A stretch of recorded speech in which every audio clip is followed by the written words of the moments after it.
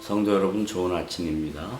오늘 우리에게 주시는 하나님의 말씀은 신명기 31장 1절로부터 5절까지 말씀입니다. 또 모세가 가서 온 이스라엘에게 이 말씀을 전하여 그들에게 이르되, 이제 내 나이 120세라. 내가 더 이상 출입하지 못하겠고 여호와께서도 내게 이르시기를 너는 이 요단을 건너지 못하리라 하셨느니라.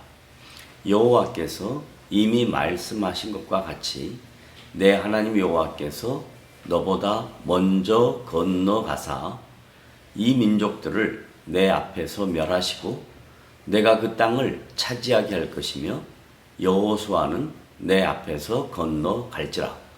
또한 여호와께서 이미 멸하신 아모리 왕 시온과 옥과 및 그 땅에 행하신 것과 같이 그들에게도 행하실 것이며, 또한 여호와께서 그들을 너희 앞에 넘기시리니 너희는 내가 너희에게 명한 모든 명령대로 그들에게 행할 것이라.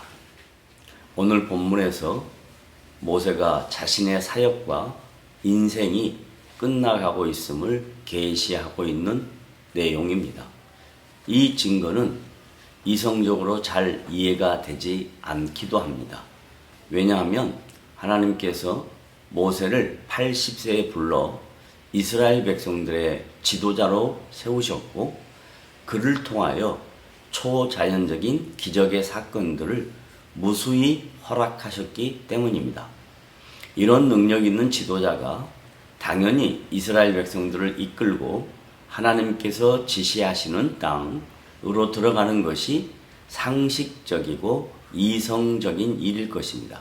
하지만 하나님께서는 당신의 구원 역사를 한 사람의 능력이나 지도력에 따라 이루어 가시는 것이 아니라 하나님께서 친히 이루어 가신다는 의지적인 표현을 강조하고 있는 내용입니다.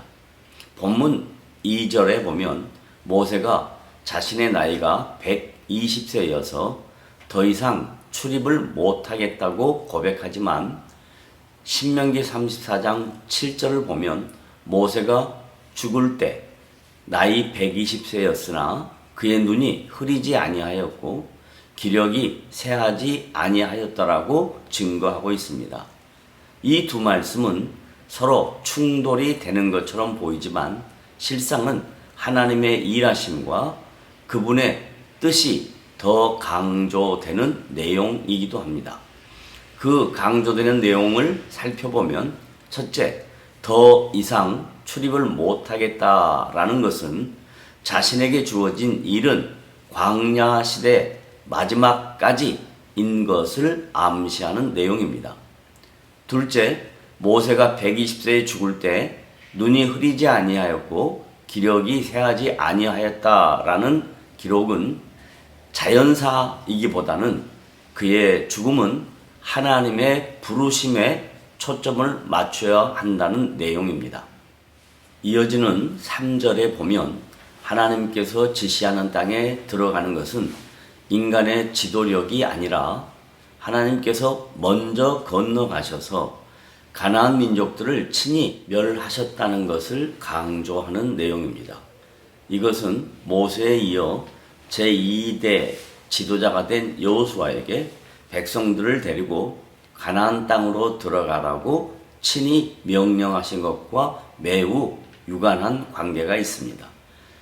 여호수아는 하나님의 명령에 순종만 하면 크고 강대한 여리고 성도 무너질 수 있다는 것을 미리 암시하는 내용이기도 합니다.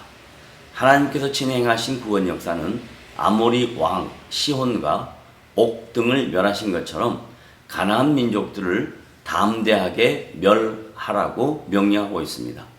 모세는 오늘 본문을 통해 우리들에게 몇 가지 중요한 영적 교훈을 말씀하고 있습니다.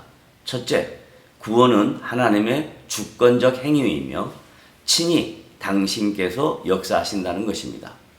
둘째, 모세는 하나님의 구원 역사를 이루는 일에 도구로 쓰임받았고 그 역할을 마치면 역사 속에서 조용히 사라져 간다는 것입니다.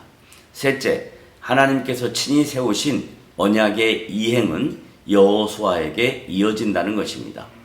오늘 이 말씀을 통해서 하나님의 일하심은 주님의 재림이 임하실 때까지 당신의 계획하신 계획이 역사 속에서 선하게 이루어질 것을 믿고 각자에게 맡겨진 일에 최선을 다하는 복된 성도 여러분 되시기를 주님의 이름으로 부탁을 드립니다.